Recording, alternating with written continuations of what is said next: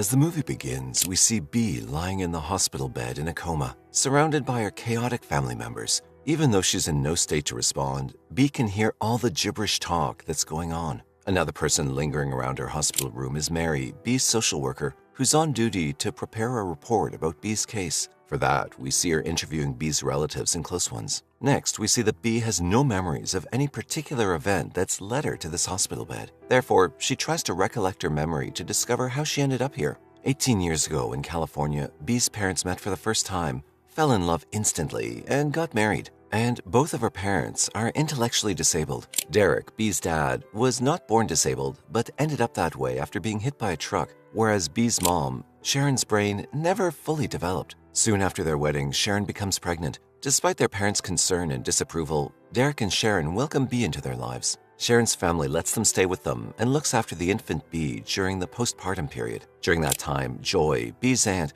and her husband Ben consider taking Bee into their care. However, they got pregnant with twin babies, and they have their own hands full. Meanwhile, Derek realizes the need to man up and look after his family on his own. So, to get a job and settle down, he decides to move his family to Vegas near his mother Loretta. With the money borrowed from Sharon's family, Derek buys a van and sets out to start the new journey. Despite Bee's family living in that cramped van, they're genuinely happy. Derek gets a job to support his family, and gradually, they make it to the real house where Bee's finally 10. Growing up with such special parents, her childhood was a non-traditional one. She had to take care of herself and do things beyond her age. Derek wants her to learn to drive, which can be helpful in case of emergency. But for a 10-year-old Bee, it's not a fun thing to learn. However, to encourage her to learn, Derek gets her a pet dog named Godzilla. Next, Derek's off to play tracks, asking Bee to help Sharon to get ready for her job. Not a single day has passed by, and Sharon unintentionally lets the dog out. Bee deems the situation to be an emergency,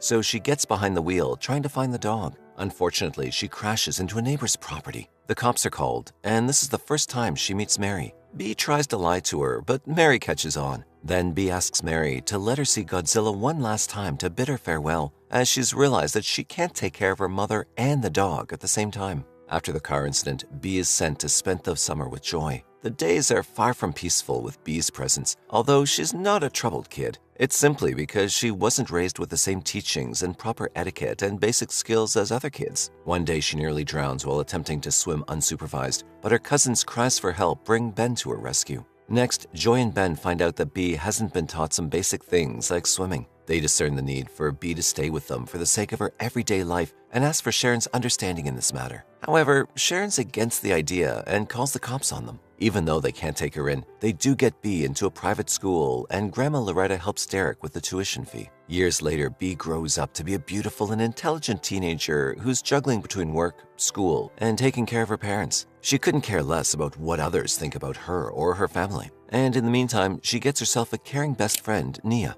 At a school event, Bee's determined to sell the most raffle tickets because the top seller wins a free trip to Disneyland for their senior trip. Unlike the other kids at her school, Bee can't easily afford the trip. She then ventures out into the streets to sell the raffle tickets, with Nia assigned to watch out for her and alert her to potential dangers. Back in the present, Mary discovers Nia apologizing to the still hospitalized Bee, blaming herself. Mary introduces herself and requests a conversation. Meanwhile, Nia expresses her confusion about what's occurred. When the tests reveal alcohol in Bee's system, Mary inquires if Bee drinks alcohol. In response, Nia explains that Bee has been against alcohol ever since her father was hit by a drunk driver. In another flashback, we're introduced to Ethan Rivers, a new handsome boy at school. Ethan's immediately attracted to Bee, though she seems uninterested. Nia reveals some school rumors about Ethan having survived testicular cancer as a child. This piques Bee's curiosity, and she asks Nia about the likelihood of Ethan attending Esther's party. Esther is one of the school's popular girls, known for spreading rumors about Bee's parents being mentally ill in the 6th grade, as well as making racist remarks about Nia. On the other hand, Nia's uncertain because neither of them received an invitation to Esther's party. However, Bee intends to gatecrash the party, believing that an invitation is unnecessary as long as they bring alcohol.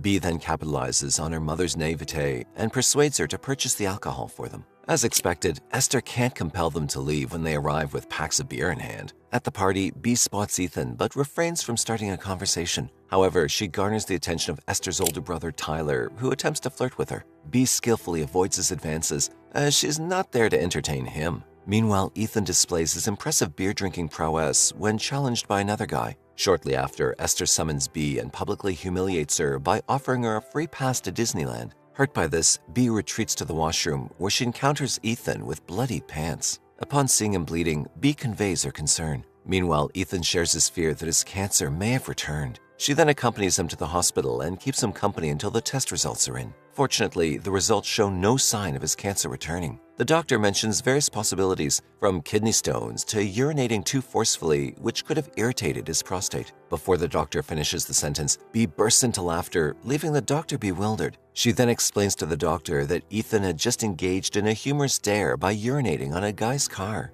As they leave the hospital, Ethan requests that B keep the incident a secret. Following this episode, Ethan and B grow closer, and shortly thereafter, they proudly display their relationship without caring about the opinions of others. Now Ethan wants to spend as much time with B as possible, but she has responsibilities and work to attend to. He offers his help, but B remains steadfast in her priorities. She's determined not to appear dependent in front of anyone, even Ethan, which leads to their first minor disagreement. Later that evening, Ethan visits B's home to apologize, bringing along boxes of pizza. B's never brought anyone home when her parents are around, so she tries to send Ethan away quickly. However, when her parents see him, they warmly invite him in. Surprisingly, Ethan quickly forms a good rapport with them. At this point, B realizes for the first time that she's not embarrassed about her life. And to seal the deal, later that night, Ethan asks B to be his prom date. In the days that follow, her connection with Ethan deepens, and she's managed to save enough money for a trip to Disneyland and a prom dress. Everything is falling into place for her. One day, her teacher, Mr. Vasquez, calls her into his office to discuss her college application. Recognizing her bright potential, he encourages B to consider applying to a higher-tier college rather than a community college. B hadn't previously contemplated leaving her parents given her family situation, but Mr. Vasquez manages to spark her interest. A few days later, B's preparing to go dress shopping with Nia when Sharon wants to visit the store. B asks her father to handle the grocery shopping and heads out. Meanwhile, Derek, who's napping, pays no attention to her request. Sharon notices some money on the table and decides to venture out alone, unaware of what's about to transpire. While dress shopping, Nia becomes upset with B for not spending enough time with her. Additionally, they'd previously agreed not to attend the prom, but B's excited about it, while Nia has no date. At this point, Nia's reluctant to let B go, which sparks a heated argument between the two friends, prompting Nia to leave the store in anger. Meanwhile, some of the boys, who had seen Sharon buying alcohol for B before, requested Sharon to buy them drinks as well. Almost immediately, this gets her into trouble. Cops are called and she's being held for selling alcohol to minors. Derek also gets called, but he can't help Sharon in that situation. On the other hand, B walks back home feeling disheartened and encounters her old pet dog, Godzilla.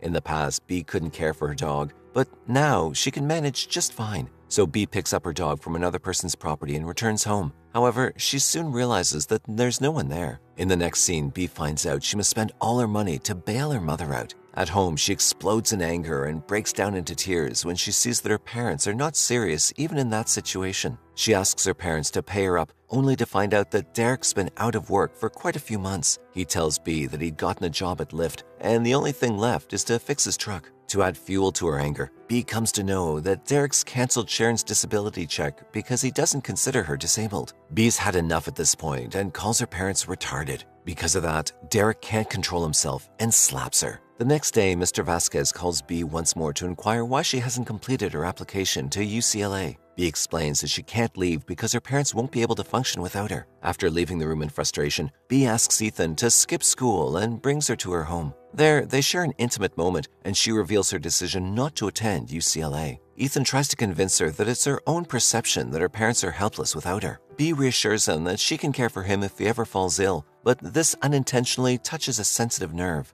After his cancer recovery, he never wants to think about getting sick again, and B's words unintentionally hurt him. Unable to bear it, he walks away, signaling their breakup. On prom day, B makes amends with Nia, and they quickly reconcile. She confides in Nia about her breakup with Ethan. Despite B's decision not to attend the prom, Nia, who already has a date, contemplates skipping it as well. However, B encourages her to go and have a great time. After sending Nia off to the prom, B, overwhelmed by sadness, turns to alcohol to escape reality. She goes out to the street to sell raffle tickets, where she encounters Tyler. Tyler leads her to the back of a friend's car and attempts to make a move, trying to kiss her. However, B becomes apprehensive about their destination and tries to open the car's door. They eventually stop the car in a remote location and she exits the vehicle, feeling nauseous. When Tyler tries to pull her back into the car, B stumbles and falls, hitting her head. Subsequently, Tyler and his friends become so alarmed upon seeing her unconscious that they return her and leave her in front of the hospital. With the mystery of B's hospitalization resolved, she gradually regains consciousness and awakens, with both of her parents, her grandmothers, and her aunt at her side. Later that day, Ethan arrives at the hospital with a large bouquet.